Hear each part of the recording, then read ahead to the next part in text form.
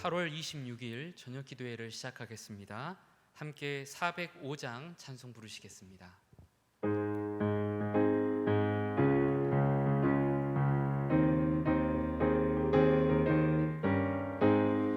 주의 친절한 팔에 안기세 우리 마음이 평안하리니 항상 기쁘고 복이 되겠네. 영원하신 팔에 안기세 주의 팔에 그 크신 팔에 안기세 주의 팔에 영원하신 팔에 안기세. 날이 갈수록 주의 사랑이 두루 광명하게 비치고 전성 가는 길 편히 가리니 영원하신 팔에 안기세 주의 팔에 그 크신 팔에 안기세 주의 팔에 영원하신 팔에 안기세. 주의 보좌로 나아갈 때에 기뻐 찬미 소리 외치고 복과 두려움 없어지리니 영원하신 팔에 안기세 주의 팔에 그 크신 팔에 안기세 주의 팔에 영원하신 팔에 안기세. 오늘 우리에게 주신 말씀은 고린도전서 8장 1절부터 7절까지의 말씀입니다. 제가 봉독하겠습니다. 우상의 제물에 대하여는 우리가 다 지식이 있는 줄을 아나 지식은 교만하게 하며 사랑은 덕을 세우나니 만일 누구든지 무엇을 아는 줄로 생각하면 아직도 마땅히 알 것을 알지 못하는 것이요 또 누구든지 하나님을 사랑하면 그 사람은 하나님도 알아주시느니라. 그러므로 우상의 제물을 먹는 일에 대하여는 우리가 우상은 세상에 아무것도 아니며 또한 하나님은 한 분밖에 없는 줄 아노라. 비록 하늘에나 땅에나 신이라 불리는 자가 있어 많은 신과 많은 주가 있으나 그러나 우리에게는 한 하나님 곧 아버지가 계시니 만물이 그에게서 났고 우리도 그를 위하여 있고 또한 한 주 예수 그리스도께서 계시니 만물이 그로 말미암고 우리도 그로 말미암아 있느니라. 그러나 이 지식은 모든 사람에게 있는 것은 아니므로 어떤 이들은 지금까지 우상에 대한 습관이 있어 우상의 제물로 알고 먹는 거로 그들의 양심이 약하여지고 더러워지느니라. 아멘. 고린도전서는 일종의 답장 편지입니다. 바울이 고린도 교인들에게 이 편지를 보내기 전에 그는 먼저 그들로부터 편지를 받았다는 뜻입니다.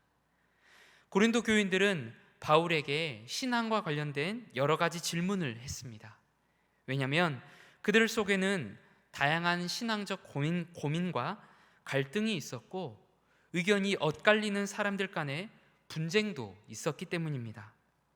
그래서 그들은 바울이 이 문제들을 잘 정리해 주기를 바랬습니다.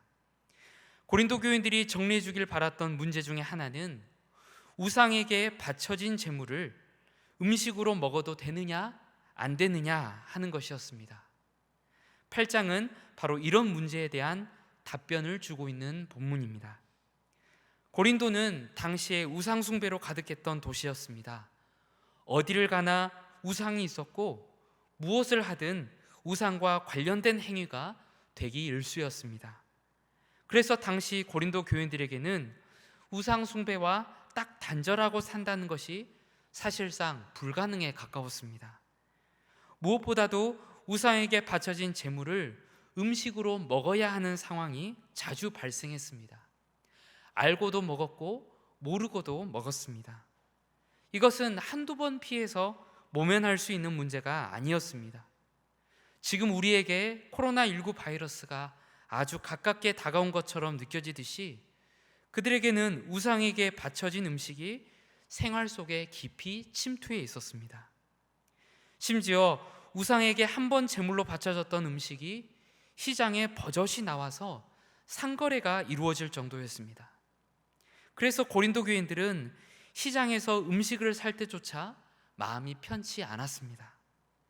그래서 그들은 고민스러웠습니다.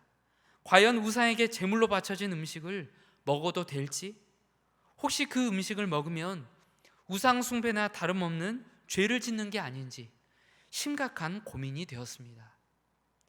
물론 그들 중에는 이미 이 문제에 대해서 분명한 입장 정리를 한 사람들도 있었습니다. 일부는 우상에게 바쳐진 음식을 먹어도 아무 문제가 없다는 결론을 내리게 되었습니다. 그들 생각에 모든 것은 다 하나님이 창조하신 것이기 때문에 무엇이든지 먹을 수 있었습니다. 또 우상은 사실 존재하지도 않는 신이기 때문에, 헛된 신이기 때문에 그 우상에게 바쳐진 음식이라고 해서 우상의 영향을 받아 그 음식이 변질될 리는 없다고 생각했습니다. 그래서 이런 생각을 가지고 있던 사람들은 거리낌 없이 우상에게 바쳐졌던 음식을 먹었습니다. 하지만 이와는 전혀 다른 생각을 가지고 있는 사람들도 있었습니다. 즉 그들은 그런 음식을 먹는 것이 아주 잘못된 일이라고 느끼고 있었습니다. 양심에 심한 가책을 받고 있었습니다.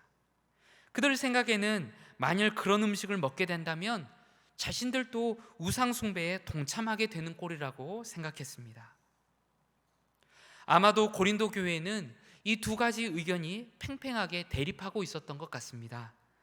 한쪽에서는 우상 제물에 바쳐진 음식이라도 괜찮다고 하는 사람들이 있었고, 그 반대편에는 그런 음식을 먹는 것은 우상 숭배나 다름없다고 생각하는 사람들이 있었습니다.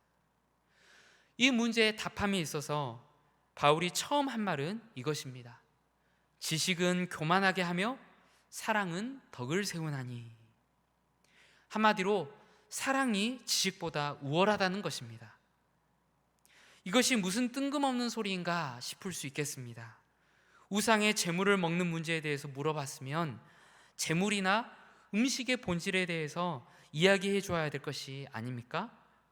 하지만 이것은 절대 뜬금없는 소리가 아닙니다. 오히려 핵심을 찌르는 말입니다. 바울이 강조하려고 하는 것은 무엇이 맞고 무엇이 틀리냐를 따지는 것보다 더욱 중요한 것이 있다는 사실입니다. 그것은 무엇입니까? 바로 사랑하고 용납하는 자세를 갖는 것입니다. 나와 다른 생각을 지닌 사람들이라고 해서 대립각을 세우지 말고 사랑으로 대하라는 것입니다. 또한 내가 옳다고 생각하는 대로만 행하지 말고 연약한 사람들을 배려해서 맞춰주라는 것입니다. 그것이 사랑이라는 것입니다. 이어서 바울이 하는 말은 이해하기 쉽게 표현하면 이렇습니다. 우상은 아무것도 아니고 오직 하나님 한 분밖에 없습니다. 만물이 하나님께로부터 나왔고 우리는 하나님을 위하여 존재합니다. 이것을 아는 사람은 음식에 대해 자유할 수 있습니다. 하지만 이런 지식이 없는 사람들을 여러분은 사랑으로 배려하십시오. 여러분의 자유를 스스로 제한하십시오.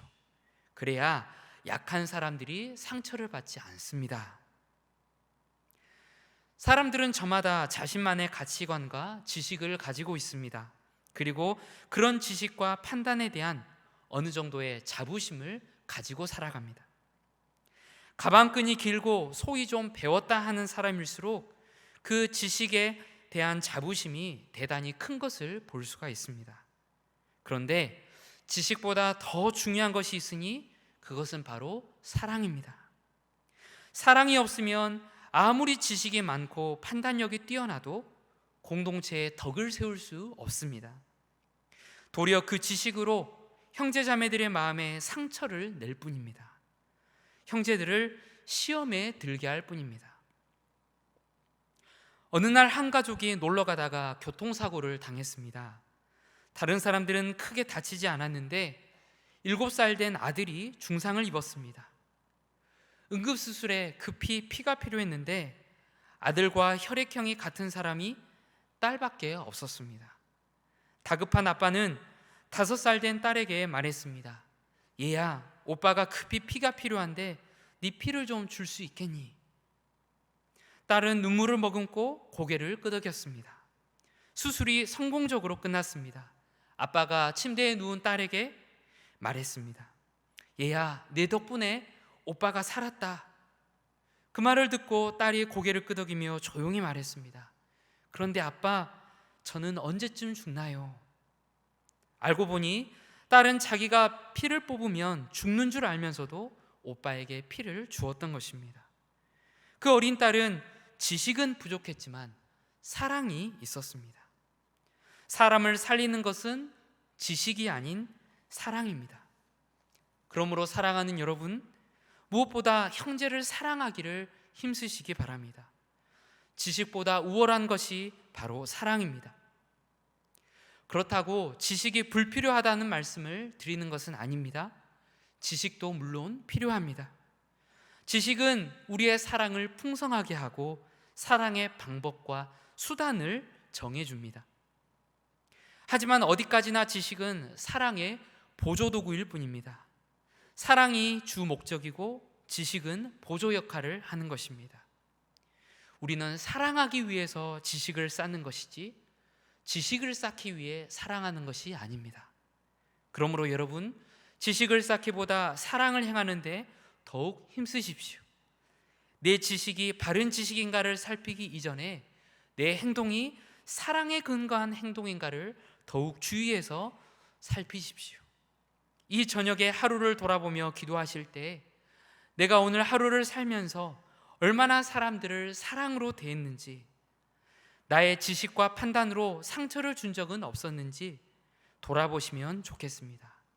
그래서 회개할 부분이 생각나면 회개하시고 우리가 더욱 사랑을 많이 행하는 자 되도록 하나님의 도우심을 구하는 이 기도 시간이 되시기를 바랍니다.